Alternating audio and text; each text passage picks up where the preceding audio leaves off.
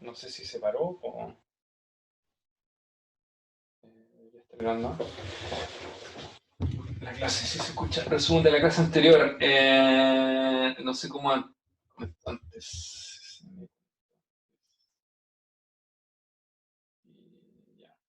No sé si alguien tiene alguna pregunta hasta el momento de lo que estoy viendo ahora. Lo último que dijo, ¿desde qué parte?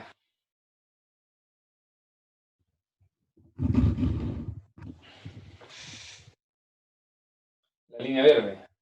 ¿Por qué no parte de cero? Ya. Bueno, entonces lo que les comentaba, les voy a mostrar nuevamente el tablet.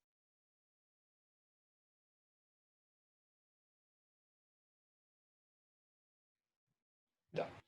Entonces lo que ven acá es, ¿cierto? Ya entendieron cómo se calcularon los parámetros que están asociados a los puntitos rojos y a los puntitos azules, ¿cierto? Y yo lo que hice posteriormente fue en puntos en cuadrados más bien verdes, poner los valores de resistencia al corte de todas aquellas curvas que tienen pic de resistencia. Y lo que hice después fue, bueno, dado que en el caso anterior yo uní todos esos puntitos con una recta, ¿cierto? Y determiné que los parámetros de resistencia al corte eran phi igual 35 grados y una cohesión nula, ahora yo podría hacer lo mismo con estos puntitos verdes.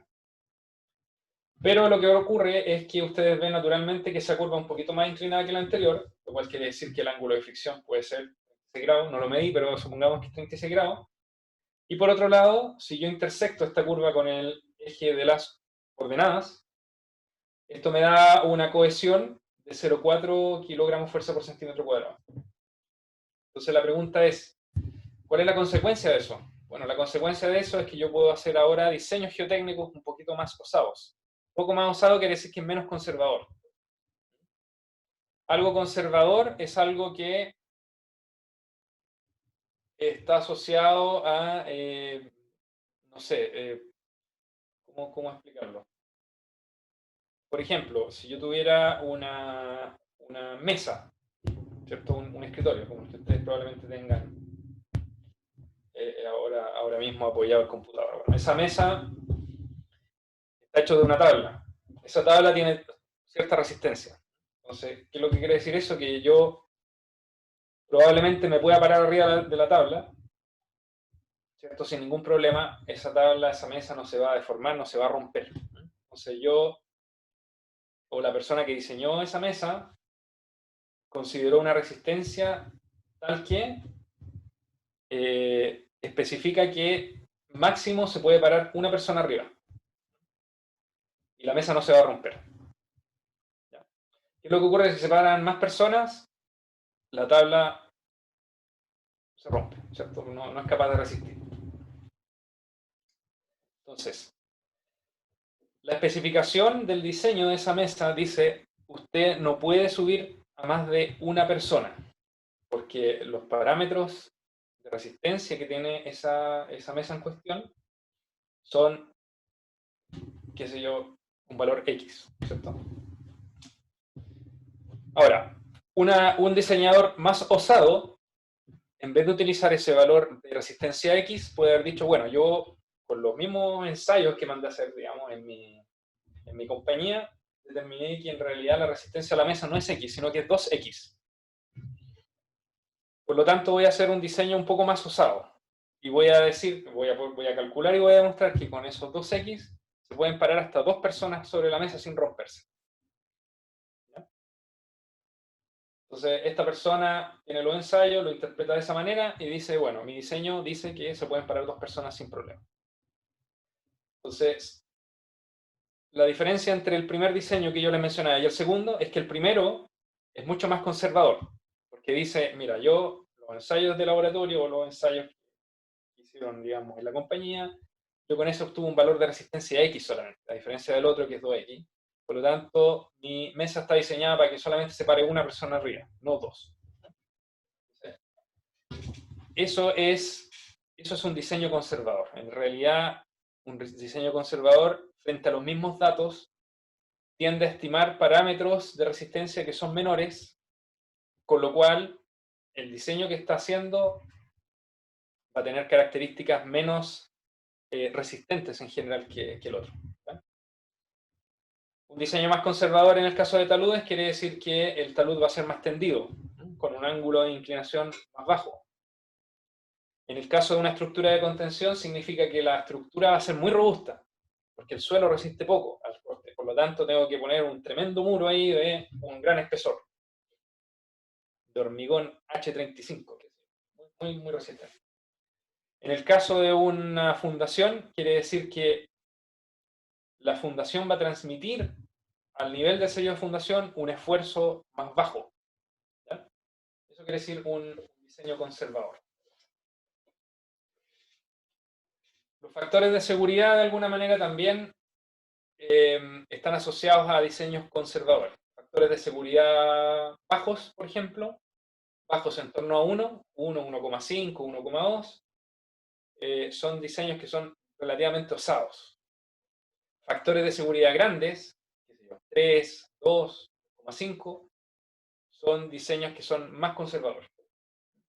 Entonces, siempre lo más conservador es como diseños que están así, digamos, de alguna manera considerando resistencia, rigidez más baja de los materiales, etc. Entonces, si yo aparezco con una interpretación de los resultados de ensayos de corte directo, que sean parecidos a la línea verde, ¿sí? Con una cohesión y un ángulo de fricción que son más o menos altos, eso es lo opuesto de conservador. ¿Ya? Es unos parámetros bastante osados. ¿Ya? Pero si aparezco interpretando estos ensayos con un ángulo de fricción de 35 grados y una cohesión nula, eso parece bastante razonable. Mucho más conservador y razonable. Entonces, aquí viene toda la pregunta de qué parámetros elijo, ¿cierto? Me voy por el modelo sin cohesión, me voy por el modelo con cohesión. ¿Sí? Son interpretaciones distintas de un ensayo. Entonces, la recomendación es siempre tratar de ir por diseños que sean un poquito más conservadores. ¿Qué quiere decir esto? Yo podría, por el hecho de que es un material arenoso, es arena lo que estoy ensayando, yo podría inmediatamente decir, bueno, yo no puedo confiar en que este material va a tener cohesión. Por lo tanto, siempre voy a interpretar los ensayos con una cohesión nula. Eso quiere decir que fijo el valor de la cohesión. Este valor que voy a anotar ahora en rojo, lo voy a asumir así por la naturaleza del material. Material arenoso, material gravoso, no puede tener cohesión esa cuestión, por lo tanto voy a asumir que la cohesión es nula. Ese va a ser mi supuesto conservador. Ahora, ¿qué pasa con el ángulo de fricción interna? Bueno, yo de acá de estos ensayos podría decir, mira, en realidad entre 35 y 36, 35 me parece que interpreta bien los resultados de los ensayos que están sueltos, los valores últimos, incluso los puntitos rojos podrían estar bien interpretados por ese ángulo. Incluso el ángulo de fricción de 35 grados podría interpretar la pendiente de los puntos en verde, la pendiente nomás, no la cohesión. Entonces digo, mira, en realidad me voy a ir por la parte segura y voy a asumir que el ángulo de fricción interna es 35 grados. Entonces, en mi reporte de los ensayos de laboratorio, yo digo, mira, dadas estas características de los ensayos, yo voy a asumir que mis parámetros son los que están acá abajo en amarillo, ¿cierto? Que yo ahora los voy a encerrar en rojo. Estos son los parámetros adoptados basados en los ensayos de corte directo. ¿Ya? Es una decisión que yo tomo como diseñador, como ingeniero. ¿Ya? Y siempre que yo mando a ensayar muestras para poder determinar los parámetros de resistencia al corte, me tengo que fijar en cuáles son los criterios para poder definir los parámetros. Cómo se interpretan los datos. Es súper importante ver y tomar una decisión dependiendo del nivel de seguridad que yo tenga respecto a la representatividad del material, a las condiciones que podría estar en terreno, etc. No es una decisión así que yo diga, no hay una receta única. Siempre va a requerir el criterio y el juicio experto de un ingeniero.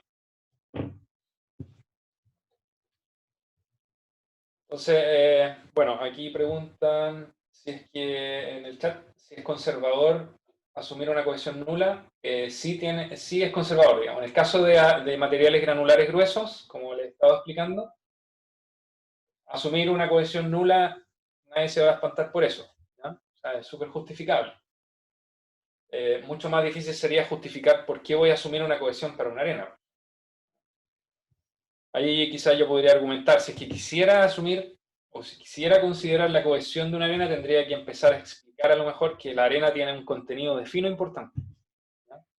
Un contenido de fino a lo mejor entre 10%, quizás un poquito más, por lo tanto, ese material fino me podría estar aportando algo de cohesión a la matriz del suelo, por lo tanto yo puedo considerar una cohesión. Pero ahí uno tiene que empezar a hilar más fino, a conocer mejor el material, cuál es la estructura del material, cómo estaba en terreno, o cómo va a estar en las condiciones en que yo lo voy a colocar, ¿cierto? Entonces, si uno simplemente dice, por el hecho de ser arena, yo no voy a considerar cohesión y voy a asumir que es cero, eso es conservador y probablemente nadie le va a decir nada, ¿ya? Va a ser mucho más difícil explicar por qué está considerando una cohesión. ¿Estamos claros hasta ahí?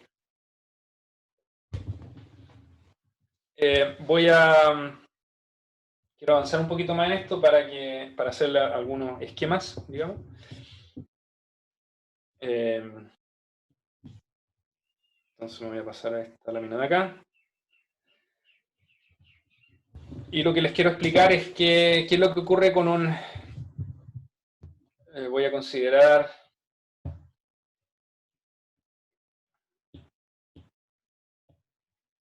Considerando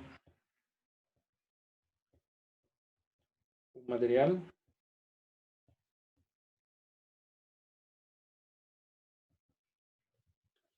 ensayado en corte directo a distintos esfuerzos verticales, pero a la misma densidad. ¿Ya? O sea, imagínense que lo que voy a mostrar a continuación son curvas tensión-deformación del mismo material que está preparado, digamos, y ensayado a la misma densidad, todos ellos, con la diferencia de que cada uno de esos ensayos está realizado a un esfuerzo vertical distinto.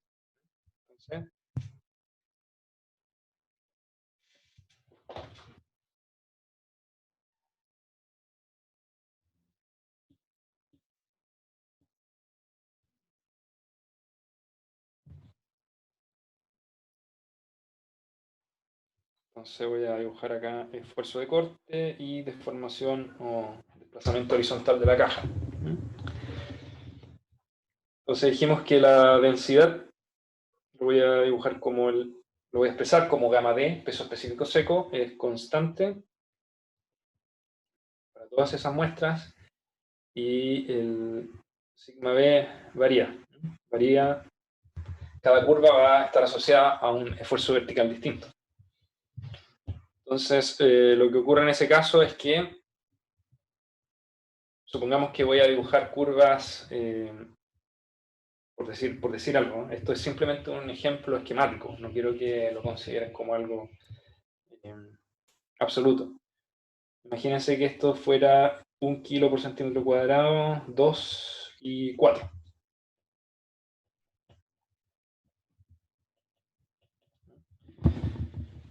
Entonces, la primera curva que voy a dibujar es a 1 kilo por centímetro cuadrado.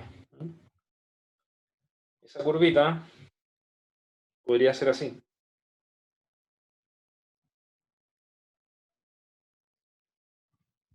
¿Ya?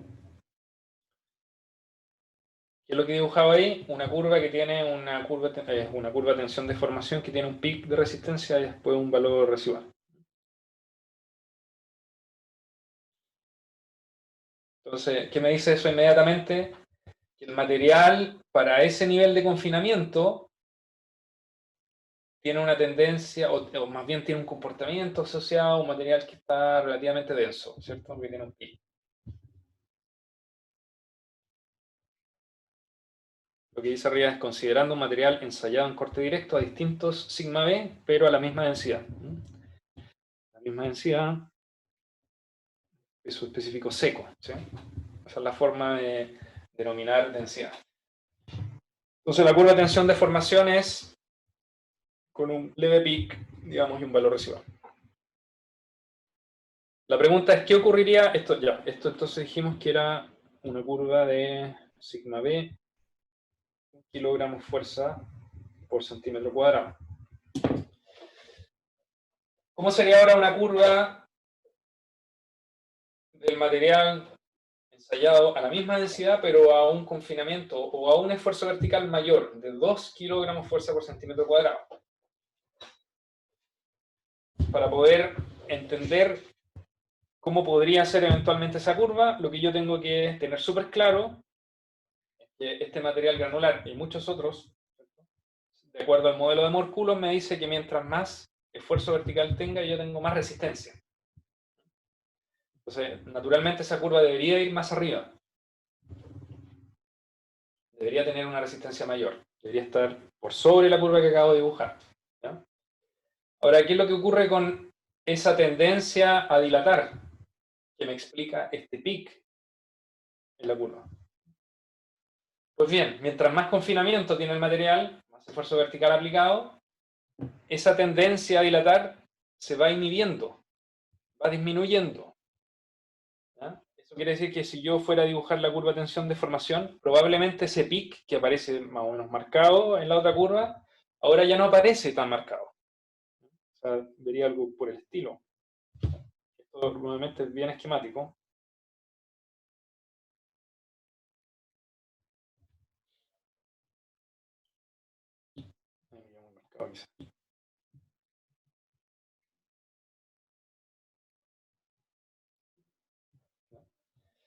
Entonces, esta curvita de acá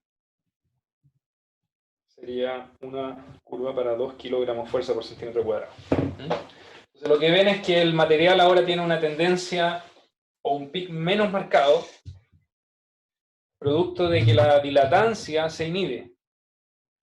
Recuerden que la dilatancia era este fenómeno que ocurría en este modelo simple de partículas esféricas de monotamaño, que cuando estaban a una densidad muy alta, ¿cierto? Y se aplicaba esfuerzo de corte sobre ellas, las partículas empezaban a montarse unas sobre otras, ¿cierto? Entonces, dado que existía este fenómeno de que las partículas se montaban una sobre otra, aparecía una resistencia al corte que era mayor que en el caso suelto. Entonces, mientras más esfuerzo vertical esté siendo aplicado sobre las partículas, esa tendencia a dilatar cada vez se inhibe más. Que se inhiba más quiere decir que las curvas ya no tienen un pic tan marcado, sino que son más suaves. Entonces, por último, si yo fuera a dibujar ahora la curva para un esfuerzo vertical de 4 kilogramos fuerza por centímetro cuadrado, que es un esfuerzo vertical más grande, ese ensayo resulta que las partículas ya les cuesta mucho más dilatar, están mucho más confinadas, por lo tanto ese pic ya prácticamente podría eventualmente desaparecer. Yo tendría algo efectivamente más resistente, pero con un comportamiento como el que les acabo de dibujar. Quizás no tan así, a lo mejor algo más así, ¿cierto?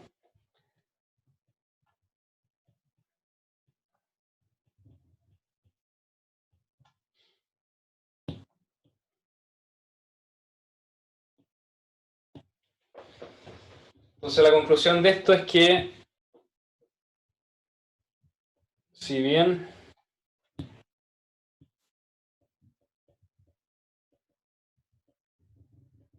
la resistencia al corte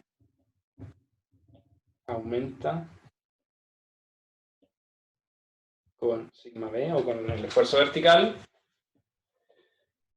la tendencia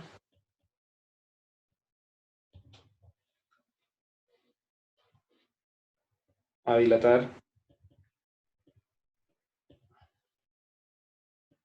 se inhibe y por lo tanto los pics de resistencia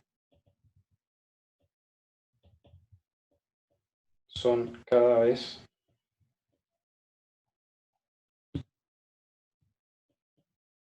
más parecidos a los valores últimos. ¿Ya? Cuando hablo de pics de resistencia, es este un pic y este es un valor último. ¿No?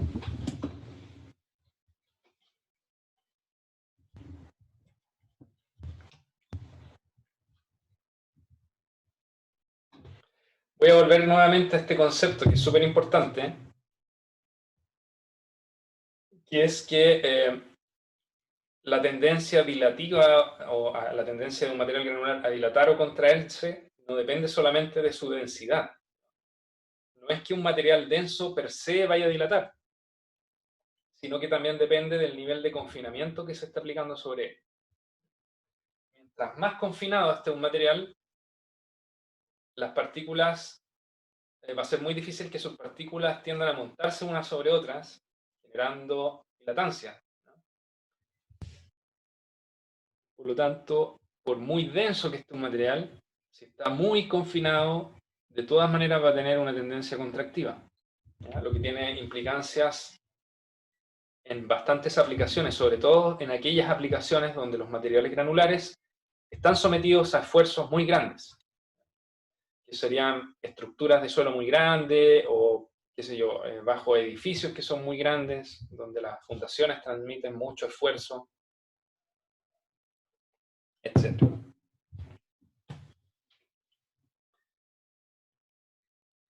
Esto era lo primero que les quería comentar. No sé si hay dudas al respecto.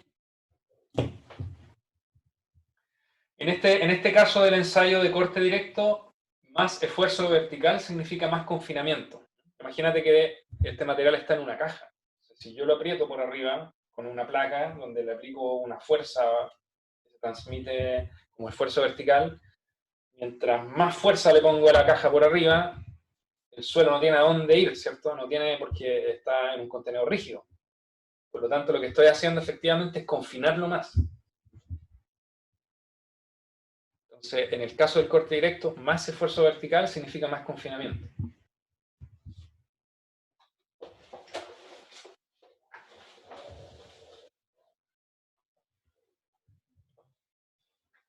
¿Alguna otra duda? Pasamos a la explicación siguiente. La explicación siguiente tiene que ver con... dejen recordar. Ya. Vamos a considerar el caso ahora de... ahora voy a hablar un poquito de la densidad. Voy a considerando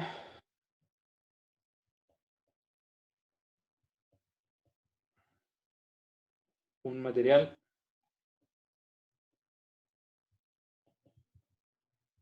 ensayado en corte directo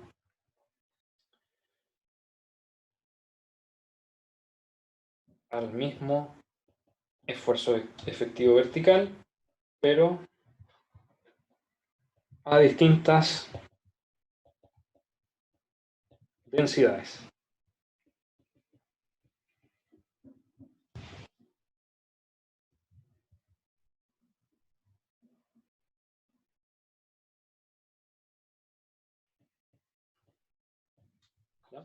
Entonces, esto es una variación al ejemplo anterior. En el caso 1 que analizamos, yo consideré que la densidad de los ensayos era la misma, pero el nivel de esfuerzo vertical era distinto. Ahora es al revés. Voy a considerar distintos ensayos, todos con el mismo esfuerzo vertical, pero cada uno de los materiales va a tener una densidad distinta, ¿ya? Entonces nuevamente voy a dibujar el espacio de interés, tau de formación horizontal, el gamma D va a cambiar, va a ir desde suelto, medianamente suelto, denso, y el sigma B va a ser constante. Supongamos que sería algo así como, pongámosle,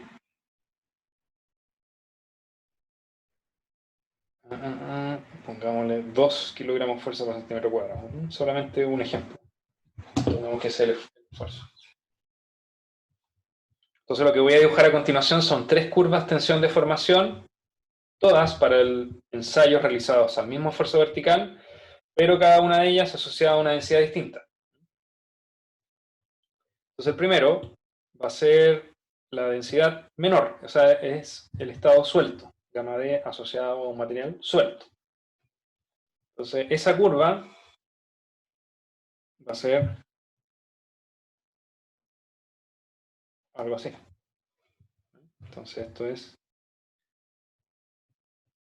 suelto para un sigma B de 2 kilogramos fuerza por centímetro cuadrado. Lo que estoy dibujando acá, nuevamente, es esquemático, para que se entienda el concepto. No quiero con esto que ustedes consideren que eso va a ser siempre el caso para todos los suelos, que es un valor, es una curva estándar, sino que todos los materiales van a variar en su comportamiento, pero quiero que entiendan el concepto de fondo. Entonces, lo que vimos era que esta curva que está, este material que está suelto, que está confinado a cierto nivel, va a tener cierta resistencia al corte, y por el hecho de ser suelto, y un nivel de confinamiento más o menos no es tan bajito, tiene una curva que es monotónicamente creciente. Es decir, no tiene, ven que no tiene pico de resistencia, sino que tiene un valor último máximo. Esto es muy parecido a los ensayos que les mostré en el PowerPoint, estos ensayos para arenas a densidad relativa del 30%, un comportamiento muy similar. Ahora, ¿qué es lo que ocurre si considero una arena, o sea, perdón, un material que está medianamente suelto? Es decir, tiene un nivel de densidad un poquito mayor que este, pero que está confinado al mismo nivel de esfuerzo vertical. Pues bien, lo que ocurre en ese caso, teóricamente, es que ahora el material va a tender a tener una resistencia al corte levemente superior al inicio, pero teóricamente debería tener el mismo valor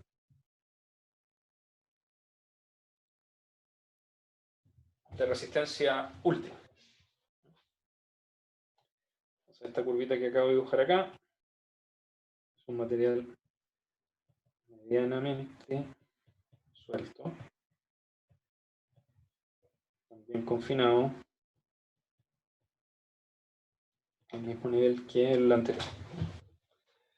La diferencia es entonces que por el hecho de tener un poquito más de densidad, ahora aparece un pic o algo así como un pic de resistencia adicional, pero teóricamente las resistencias últimas, que son las que voy a dibujar aquí en rojo,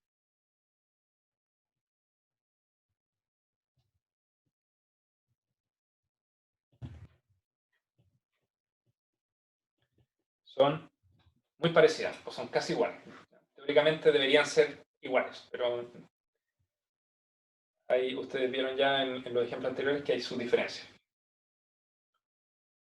Ahora, naturalmente, ustedes intuyen qué es lo que ocurre si muestro una curva para un material ya más denso, francamente más denso. Ese material más denso va a tener una curva de tensión de formación que tiene un pic mucho más desarrollado y una caída de resistencia que la va a llevar a un valor de resistencia última muy parecido a los anteriores.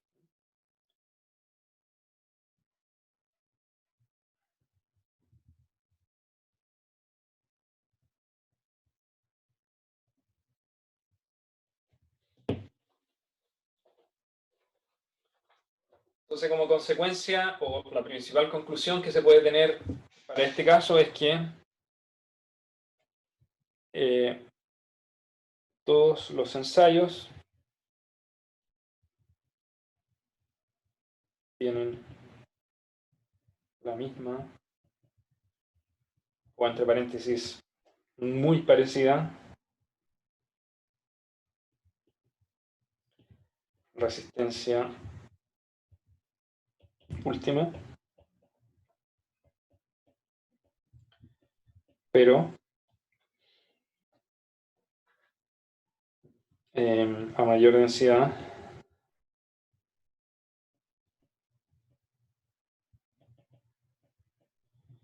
el pic de resistencia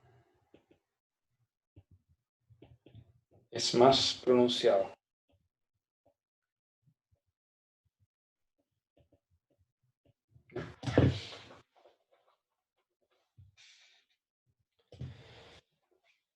Entonces, la conclusión de estos dos ejemplos o ejercicios mentales que he tratado de compartir con ustedes es que el comportamiento del suelo es raro, ¿no? Depende mucho del confinamiento, depende también de la densidad del material, ¿cierto? Las curvas tensión-deformación no son siempre iguales. Y para poder entender esas tendencias a tener resistencias PIC mayores, hay que entender que eso es producto de la dilatancia. Y esa dilatancia yo la puedo entender a partir de estos modelos simples de esferas monotamaños, donde las partículas interactúan cuando son sometidas a esfuerzo de corte. Y además cuando están sometidas a niveles de confinamiento distintos. ¿Alguien tiene alguna duda? Esto que acabo de explicar acá es materia que no es simple de entender. Probablemente escuchándolo una vez solamente le queden muchas dudas. Lo que yo les recomiendo es que, dado que este video va a quedar guardado, digamos, lo revisen nuevamente, traten de entenderlo, hagan ustedes sus propios diagramas y sus esquemas mentales para que puedan empezar a avanzar. Si tienen dudas, nos pueden preguntar tanto a mí como a José y Benjamín, digamos que son los auxiliares del curso. Este tipo de comportamientos va a salir recurrentemente durante la primera parte del curso, que es comportamiento y resistencia. Esto es lo que ustedes deberían tener claro. Así que hay que darle vuelta, no es un tema fácil. ¿Por qué los pics son producto de la dilatancia? ¿Por qué? Les voy a hacer un monito acá.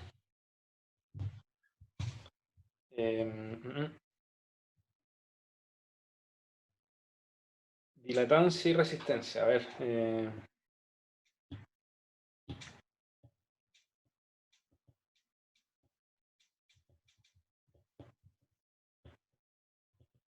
Resistencia al corte. Voy a tratar de explicar la relación. La dilatancia ocurre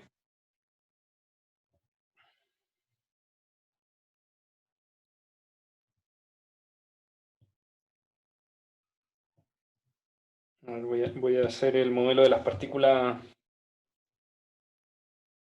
poquito más grande. Copy.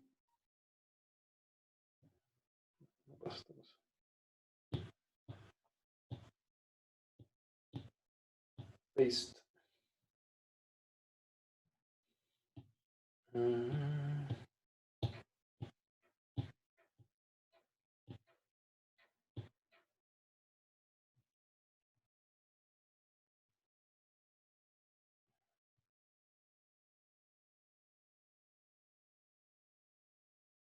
¿Ya?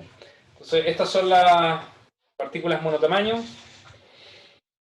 Y lo que vimos en una clase anterior, que pueden revisar el video, era que dependiendo de cómo se configuren estas partículas, pueden corresponder a una condición suelta, como el que estoy dibujando ahí, o a una condición densa. ¿Cierto? Entonces voy a considerar una condición densa.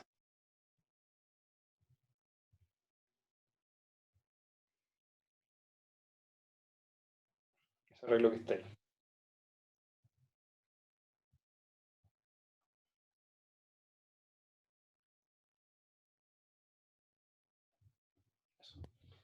Entonces, estas son las partículas que están organizadas en una condición densa, ¿ya? Y lo que voy a hacer ahora es someter este arreglo de partículas a dos cosas. Primero, un esfuerzo vertical.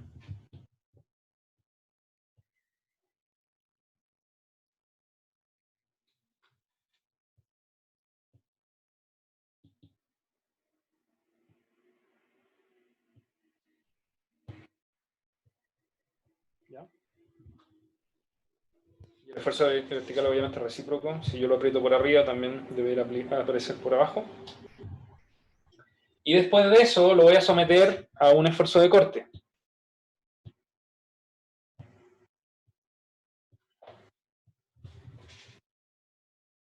En esta dirección.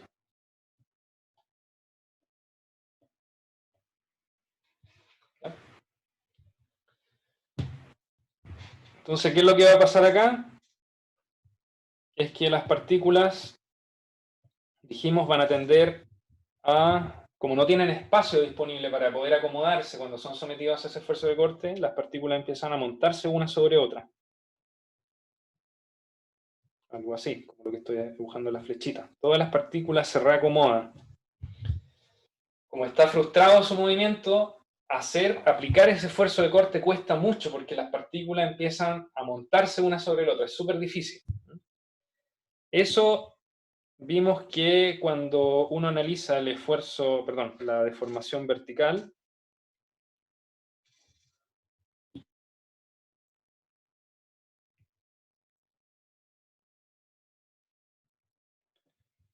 con respecto a la deformación horizontal, dijimos que los materiales granulares tendían a hacer primero una pequeña contracción y después dilatar.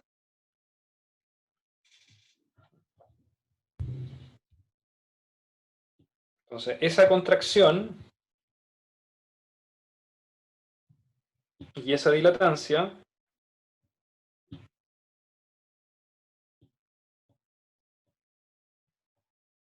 ups,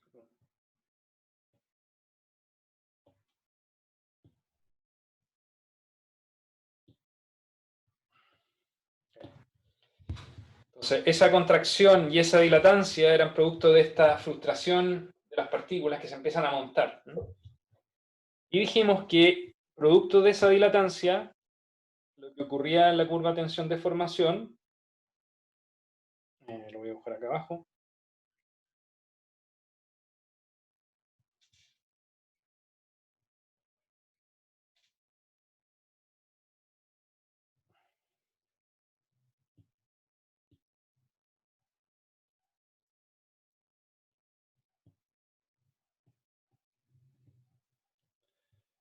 era un pic de resistencia. ¿Sí? Entonces, estos dos comportamientos están muy asociados. Pic de resistencia está asociado a dilatancia.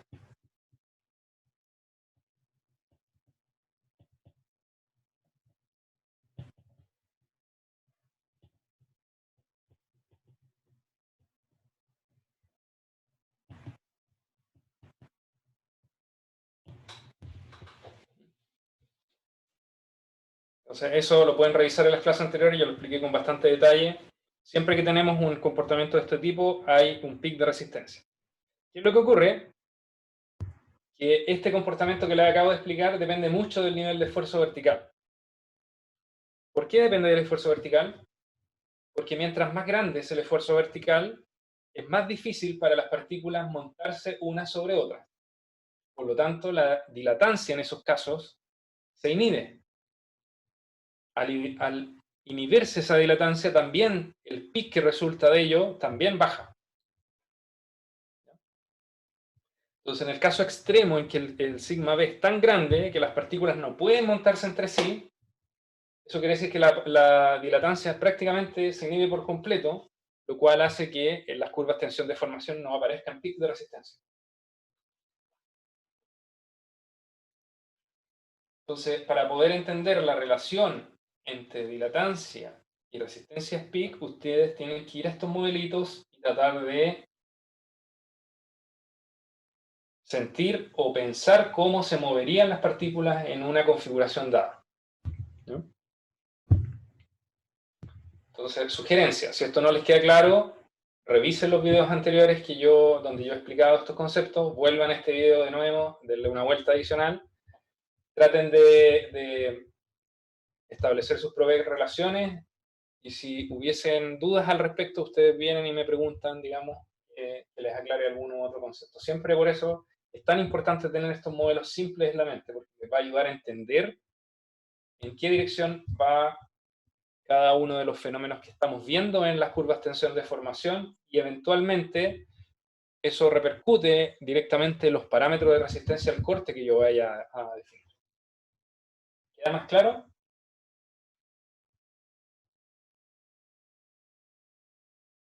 Nuevamente, mi invitación es que todo este material va a estar disponible, así que ustedes lo pueden ver cuantas veces quieren.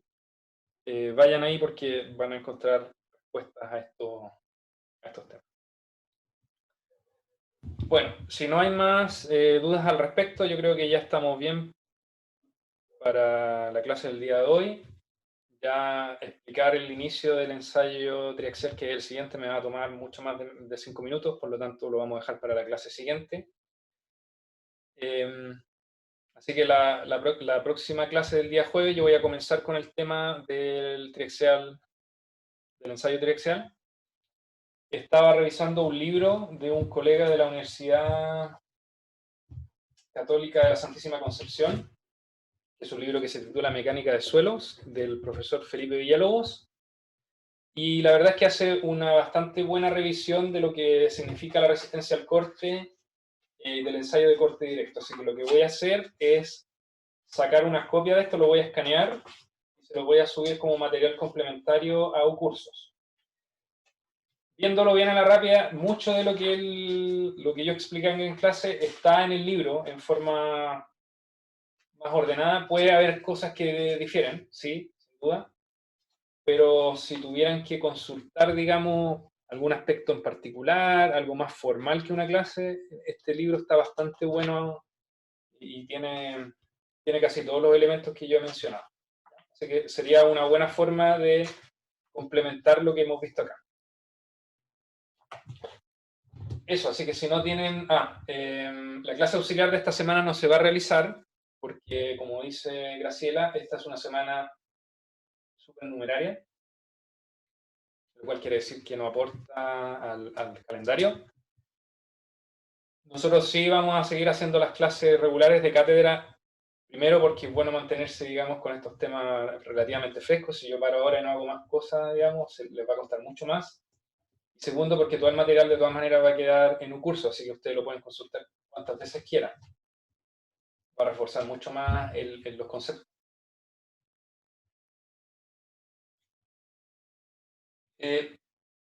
Una pregunta también de Graciela es qué pasa con Moore-Coulomb. El criterio de falla que yo les mostraba al inicio, esto de acá. Esta envolvente de falla que está en negro, o la que yo podría haber trazado en línea segmentada verde, esa se conoce como modelo de Moore-Coulomb. Así se llama, ese es el nombre que tiene. Y la ecuación es la que aparece ahí. Tau igual C más sigma B por tangente phi. Es el nombre simplemente. Se llama Moore-Coulomb porque primero yo les pasé el bloque deslizante. Ese bloque deslizante lo analizó por primera vez Coulomb. O no sé si lo analizó por primera vez, pero por lo menos lo formalizó. Ese es el bloque de Coulomb. Entonces, esto se parece a Coulomb, por lo tanto, o es la formulación de Coulomb, lleva su nombre. Por otro lado, Moore, ustedes lo conocen por los círculos de Moore. En este ensayo en particular no analizamos círculos de Moore, pero sí los vamos a analizar en el caso del triaxial. Ahí aparecen círculos de Moore, van a aparecer un montón, van a tener que repasar toda esa parte de la materia de mecánica de sólidos. Entonces, combinando ambos personajes que trabajaron mucho en este modelito, es que este modelo lineal se conoce como el modelo de Moore-Coulomb. Eso, así que si no hay más preguntas, Le doy las gracias por participar en esta clase. Los invito nuevamente a revisar todo el material que voy a subir a cursos y nos vemos el próximo jueves a las 10:15. Que estén muy bien, cuídense, respeten su aislamiento social. Yo sé que es fome, yo también estoy medio aburrido de estar en la casa, pero bueno, es la única forma de combatir esta emergencia sanitaria. Así que estén súper bien, nos vemos en la próxima clase.